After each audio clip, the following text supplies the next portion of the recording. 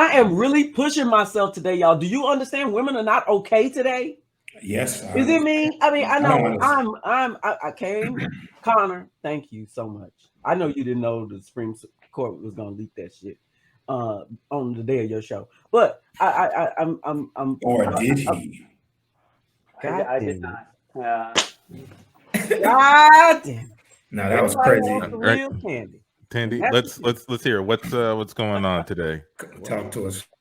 What? I'm so Connor. I'm so sorry. This, national women are not okay today. I think the country should not be okay today, but primarily women are not okay today. We are not. We are not. If ever you just imagine things aren't, well, am I really seeing this way? Is it really true that these things are happening? Or you thought, oh, I have these rights. This is a special it's a special situation for me because I'm in a nation that sees me as this. To see that happen, to turn that clock back in your face while you're living, it's just it's first mind blowing to me, and it's not okay. That Can you share what? Are you about to share no, what I'm happened? just talking about my feelings. Okay. Oh no, well, that this Roe v. Wade. Roe v. Wade, the Supreme Court.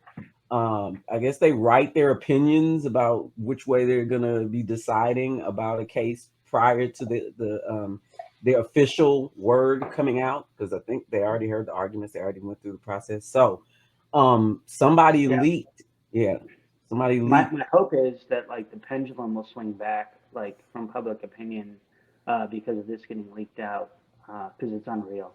Yeah, Like you're talking about going back like 50, 60 50, years 50 years. in the past. Legally, yeah, where women I'm have the hoping right. the public opinion will have a. Anyway, sorry. Yeah, no, that's it. That's what's happened. So, these are the absolutely horrible times.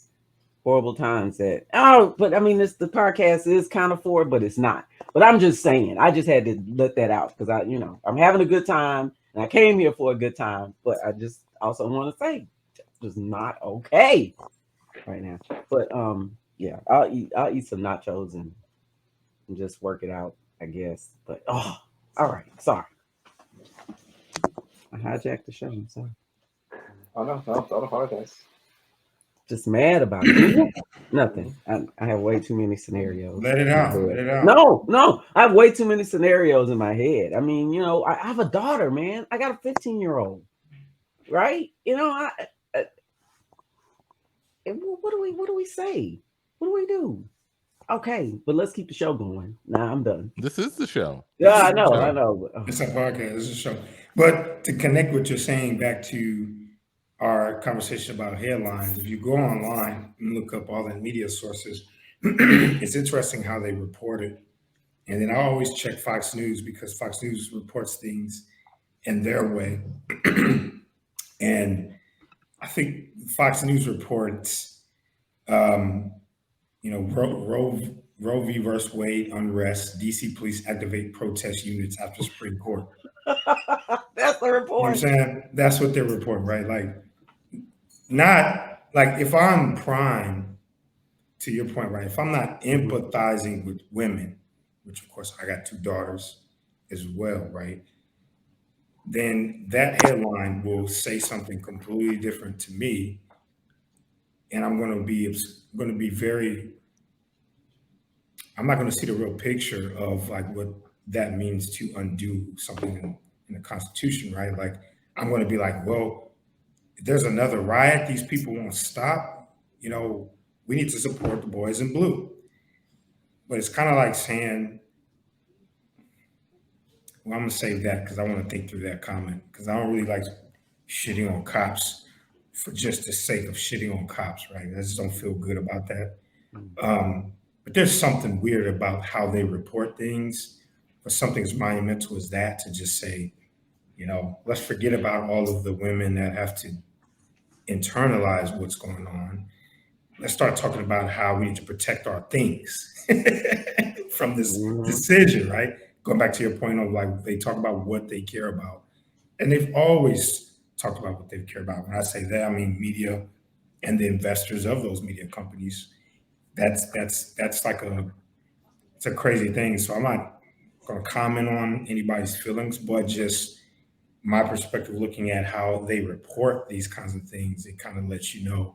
Not to mention there's midterms are, that's all I'm hearing now. And they're pulling every kind of circus move out of the treasure chest. Well, like yes. several years ago, I was dating this girl who her parents would just listen to Fox News or conservative radio all day long, and they would just have every story contextualized in a way for them, and like that's how then they perceive the world.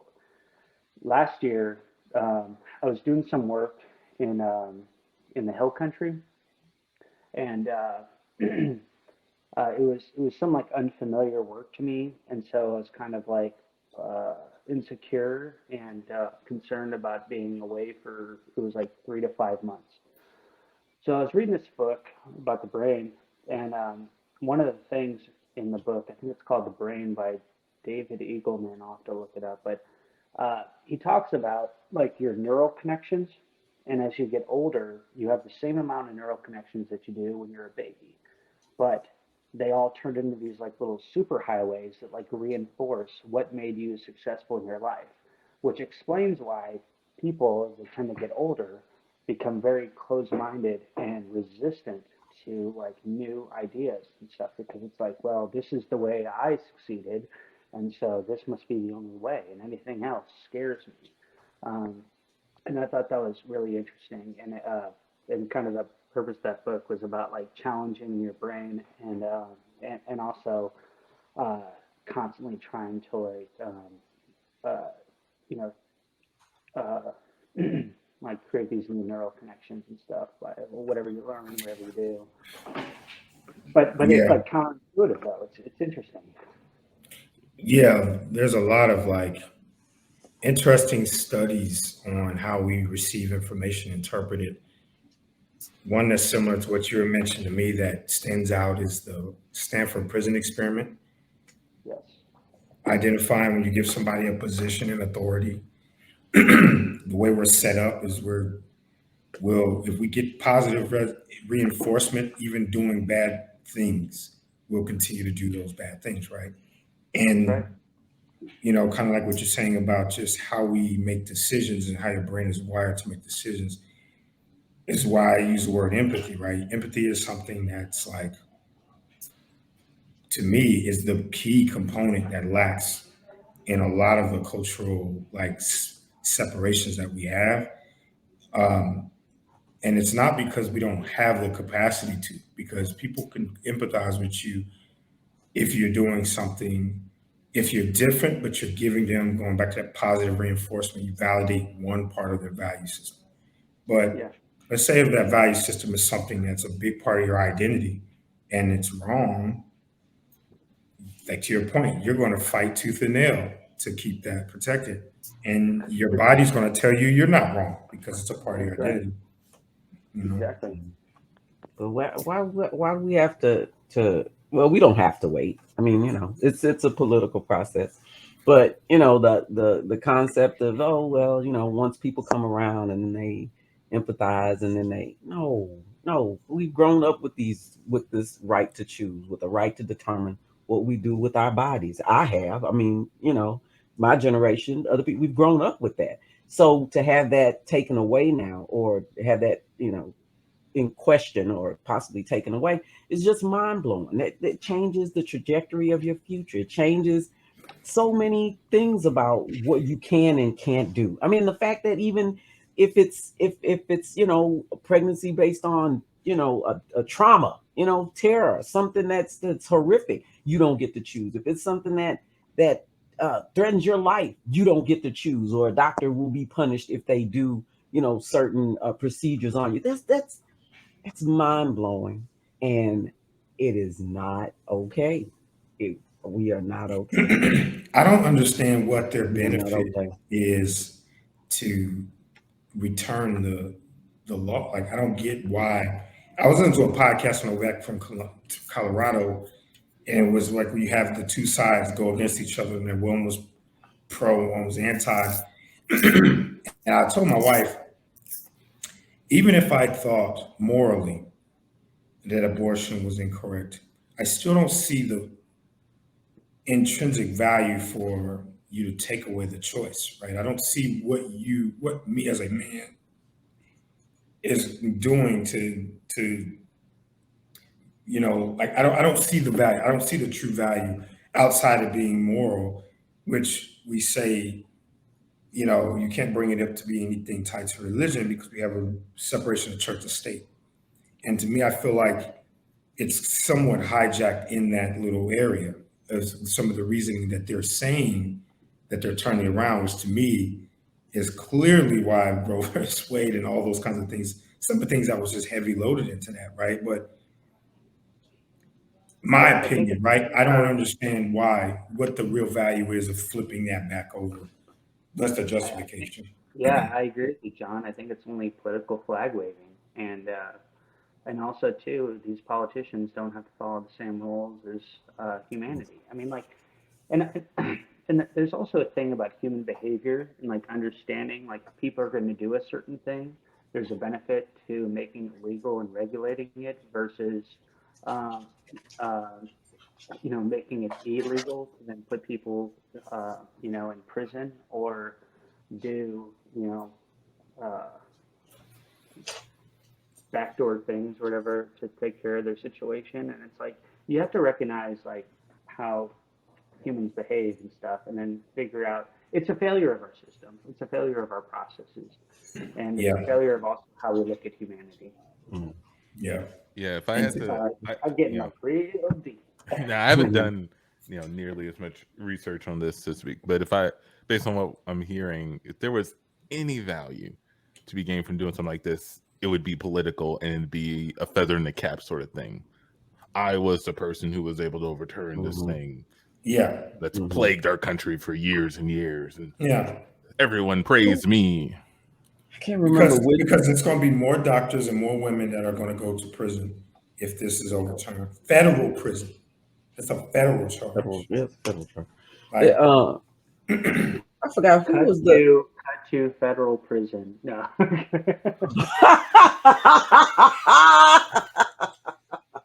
We cut to a barbershop. Hey guys, I got some terrible news. Uh-oh. The government just be worse than what I'm going through. The government just banned haircuts. What? Nobody can cut their hair anymore. Man, I know you lying. Oh, That's wait, crazy. No, you just coming in here. Right? Come on now. And what am I doing here then? You're about to get out of here because I go close the shop. What? Yo, no more haircuts for anybody. Family to feed with this. This is my livelihood. I got a certificate so that I can do this thing. I just paid you booth rent for a month, man. I got a whole month to be here. What you mean? Close. Yeah, you got an appointment with me at 4:00. Me supposed to be cutting your hair, man. What my money gonna be for that? Yeah, thank you for paying in advance. No, nothing I can do. Got time to lights. Yeah, thanks for paying in advance, but yeah, that's it. I'm not even allowed to give refunds. That's how bad it is. Oh, now wait a minute. They said the government said I cannot give any refunds for anyone that collected already from you guys. So wait, so you can receive money, but you can't give refunds? That's robbery.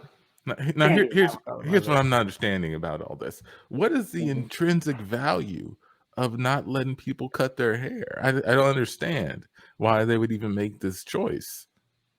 Something about, the Lord likes long hair or something. I don't know. It's a moral thing? My cousin, yeah. You don't seem convinced. You don't seem convinced, sir. But I'm not, but I'm going to follow the rules that are just laid out from above. So my friend, he got struck by lightning and his hair flew up like that. He had nothing to do with it. We actually thought God blessed him with that lightning bolt. You mean to tell me that God doesn't want him to cut his hair off? He's got to live the rest of his life with that electric shock hairdo? Well, I'll warn you of this right now. Do not go outside to get struck by lightning to cut your hair that way. You will go to jail. You don't have a choice on Did God cut his hair? Did Christ cut his hair? I don't know. Maybe the devil did it. I don't know. No. The devil did it? No. That's where it's coming from. That's where it's coming from. See, they got that literal interpretation from devil their did belief about long hair, and people who are believers are supposed to have long hair. Like what that now, man, that's too far. That's just what they believe. Yeah, I'll tell you what. I'm not stopping. I'm gonna keep cutting for whoever needs to get a cut. I am here for them. All right. Maybe it's not in the shop, but tell them to come to me. Come find me. I'll cut it. We cut to the next day. Antoine's cutting, and a bunch of FBI agents pull up in the shop.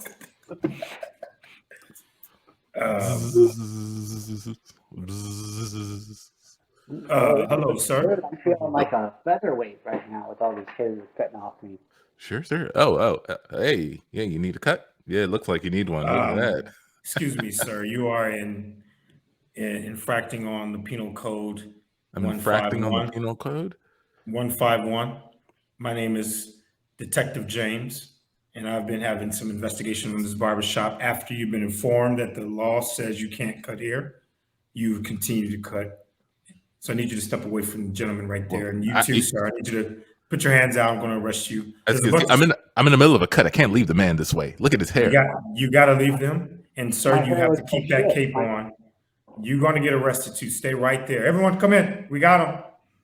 Come in. Lock and load, baby. Lock and load. Okay. Oh, yeah. You caught him in the middle of the crime. Look at that. Just one side faded and the other side still long. Who cuts hair like that anyway? What you doing half a head for? What type of country would let a man walk around like this when a barber has the ability to fix it right here, right now? America, God damn it. America. Now get your ass in this car. It's unmarked too. Get in the unmarked car. Don't ask where the marks are. We're taking you to a black site. What about this one with this half cut head? Does he take him in? We're take him to the other unmarked car. We're taking them both to the black site. Nobody know where the fuck you guys are. Let's go. We're out. Move it. They come back to the other barbers who heard about Antoine going to the black site and trying to figure out what to do next. They heard about it. But wow, man! So they're serious about this, huh? I know, man. The whole street is talking about it, man. They got them fools in a black site.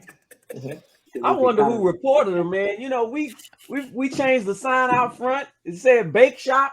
I mean, nobody's supposed to know that we in here cutting heads.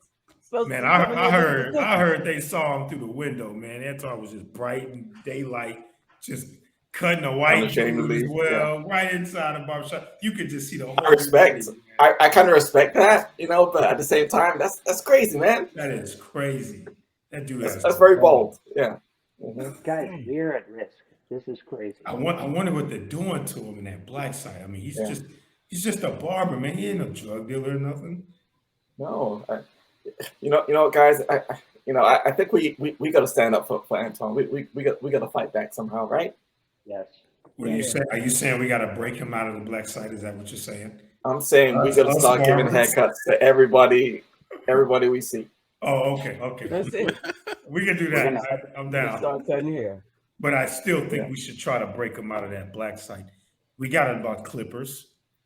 But we can do that after. We can do that after. We cut to Antoine in the black site, but it's one of those courtyards where there's like a fence and there's other inmates outside the fence, and it's Antoine on one side and Conor on the other, still half faded. Hey man, I'm sorry you got roped into this. Dude, if I sit my head in the right spot, can you finish me off? I only trust you. I've been trying to fashion scissors over here, man. I would love to. Let me see if I can just get this little piece through the chain link fence right here. When you get free, dinner on me. Okay? When you get free, dinner on me. No, dinner on me. Sorry, burp came out of nowhere. That's all right, man. That's all right. People burp, dude. People burp, people fart. That's true. That is true. That is true, right? We can talk about anything, you and me. We talk about anything. We could talk about anything. Hey, you see Hey, sorry. You giving haircuts? You giving haircuts over here? Yeah. Busy, right? Okay. Yeah, I'm with somebody right now. Okay. Let him focus. Can I be next? I see like a little edge up or something. Like this is getting out of control. You know what? Yeah. Go ahead and have a seat next to the chain link fence right here, and Okay. I'll just have a seat. I'll read this magazine over here. All right, everybody. All right, magazine. calm down. Be quiet, guys. You can have some carbonated waters. That's all I can give you guys. All right. Got to keep you guys alive. All right. No, thanks. All right. Carry on. It's nice to have us to give us carbonated waters here. But anyway, you hear that story about those aliens that came to Earth? Yeah, I don't really buildings, which is really strange. That's a weird story. And and that is the Can't Tell Us Nothing show. Oh, holy crap.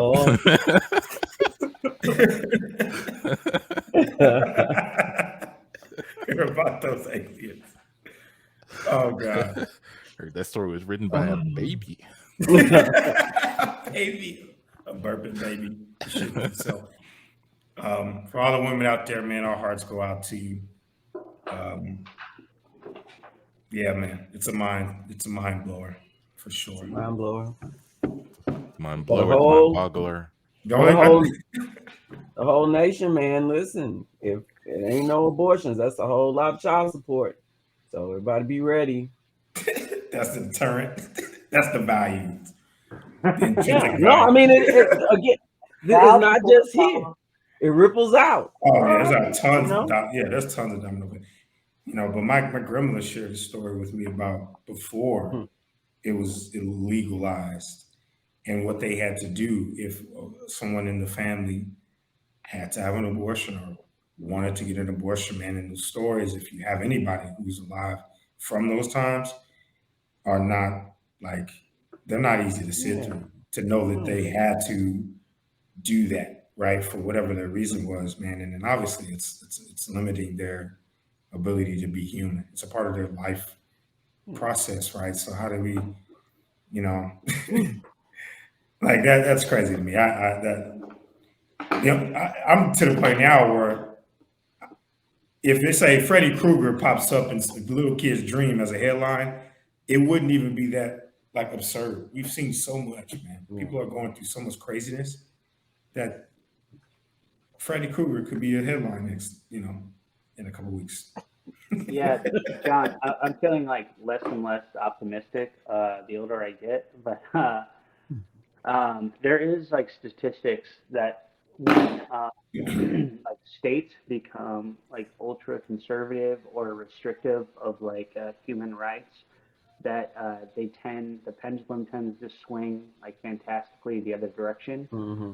I think it was like California before gay marriage, like they got super restrictive and conservative, and then it was passed like a year and a half later or something like that, and that's happened across the board with states. So hopefully this will kind of like bring everyone's attention to what's going on, and we'll see change.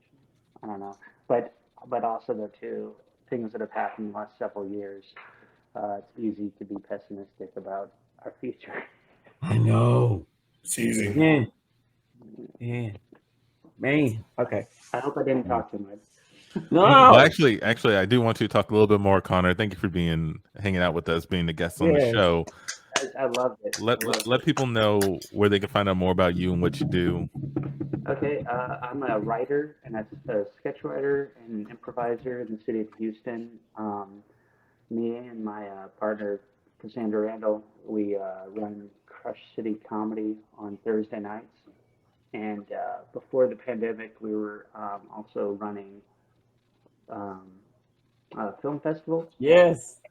And our big like a thing that drives us is there is so much talent in the city of Houston, but it's like a bunch of siloed entities. And so what we want to do is how do we bring all these like really exciting, awesome artists together to build a scene in Houston. And Houston is a giant commuter city. and that is our goal, and that's what we want to do. And our purpose with Crush City is trying to highlight like the cream of the crop for improvisers and for entertainment, and show like for very little money you can have a fantastic time in Houston. Because like when I travel for work, I like to go see like different cities, like entertainment and comedy scenes and stuff, and see how Houston racks up. And there's that like Jay-Z line, like if he can make it in New York, he can make it anywhere, which I don't think is fair. Okay. Well, if you can make it in like Oklahoma, I think you can make it anywhere. Like, yeah, it's more impressive, like North Dakota. Like, what? Yeah. Like, oh, where? Yeah, like, oh, I made it in LA. Like, oh, you mean where the industry was? Yeah. So I think Houston has a lot of exciting artists, and it's just a matter of trying to build a scene. So that's something very important to me. Yeah. Thank you so much. Yeah, everybody check out Crush City Comedy. If you're in town, if you're in Houston on Thursdays, every Thursday, right, Connor? Yeah, every Thursday. As long as they'll give it to us. And Can't Tell Us Nothing had some rocking shows in April. Man, one of the shows had two scenes that just. It's been a blast, man. But we're gonna go ahead and get on out of here. Right. So for John, for Amici, for Tandy, for Mr. Antoine, we are Can't Tell Us Nothing. Thank you again so much, Connor, for hanging out. We are out. Join us again in 2 Tuesdays.